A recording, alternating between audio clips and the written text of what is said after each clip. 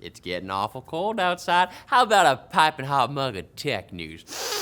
It'll do the body good. Heavens to Betsy! Apple decided that the noise canceling on the Airpods Max was too good, so naturally they made it worse. That's right, testing by ratings.com, and that is how it's pronounced, has confirmed that an automatic firmware update way back in May reduced the strength of the Airpods Max's ANC in the mid to high bass range. What?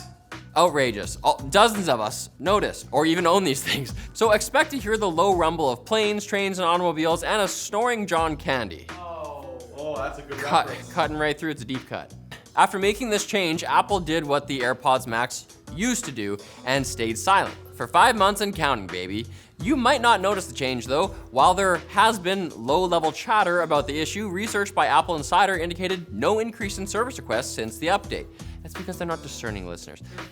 Wow, okay. Now, it's possible that Apple made this change to fix the high cabin pressure of the AirPods Max, that uncomfortable pressure feeling you get with some ANC devices. But what's more likely? Apple making existing product better, or Apple make existing product worse, so buy new product? Me no. Facebook has warned that it may block the sharing of news content on its platform in Canada. Oh no, think of the boomers! The hosers at Meta announced this in response to Bill C-18, or the Online News Act. The bill is currently being considered by the House of Commons. That's like being debated in Congress, for those of you who speak freedom. If passed, it would force platforms like Facebook and Google to pay news publishers for their content. Sounds like an Australian kind of thing. If this sounds familiar, that's because this is like an Australian kind of thing. It happened there when they were passing the News Media Bargaining Code last year. In Australia's case, Facebook switched off news sharing in the country after the bill passed, only turning it back on after the law was amended. Hey Meta, here's a little pro tip for negotiating with the Canadian government. Please and sorry are magic words. We will not accept sorry. Also a nice thank you, maybe an A. If you think YouTube has the worst algorithm, I know some people that might disagree. A class action lawsuit has been filed against 9 of the largest property management firms in the US and a Texas company called Realpage. Yeehaw! Maker of a software that uses an algorithm to automatically set prices on apartments, leading to a 14.5% rent increase in some cases. They stand accused of forming a cartel to artificially inflate rents in violation of federal law. The lawsuit was filed days after ProPublica published an article investigating Realpage's software, in which Realpage executive Andrew Bowen claimed that their software solves the problem of landlords caring too much for their fellow humans. Oh, God.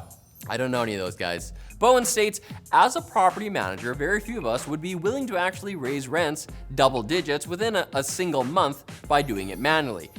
And one of the algorithm's developers actually said that the leasing agents had too much empathy when compared to algorithm-driven pricing. Thank God for emotionless machines. The thing about robots is they're not human, which is very profitable for big companies.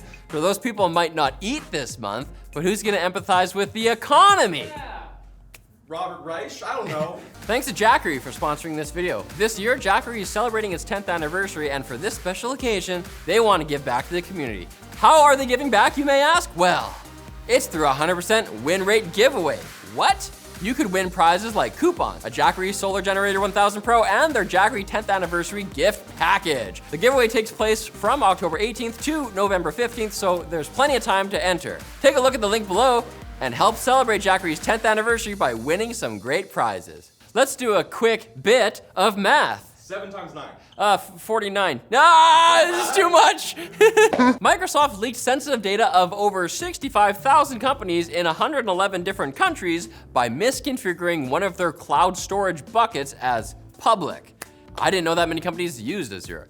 The data consisted of business transactions between Microsoft and prospective customers, and it was allegedly publicly indexed for months, so anyone could have stumbled upon it through a Google search. I don't think customers are prospective anymore.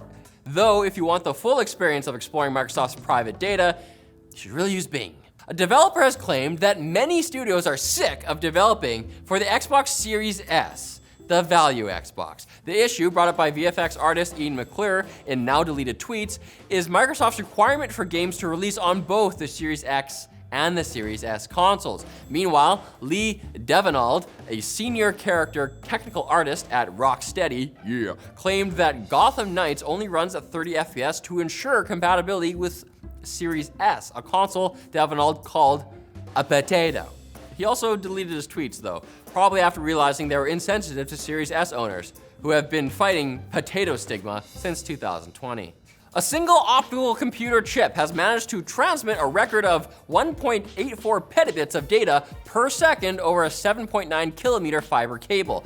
That's equivalent to downloading 230 million photographs, which is how many selfies my wife takes. They're all good though. They're all amazing. They're beautiful. You look beautiful in every one of them. Finally, I can download all of WikiFeet in only an hour. That's the joke you wrote in? Jesus. But enough about my hobbies. Researchers from Denmark, Sweden, and Japan used a chip called a frequency comb to split an infrared laser into hundreds of different frequencies and code data into each frequency of light and then recombine them into one girthy beam, which was then transmitted through optical fiber. Now that's a rainbow connection. Whatever, nerd. I don't even get this reference. Disco Elysium writer Robert Kurvitz has filed suit against the developer of the game, Studio Zom. This comes after Martin Luiga, founding member of the studio, stated that Kurvitz and 2 other core creatives were fired on false premises after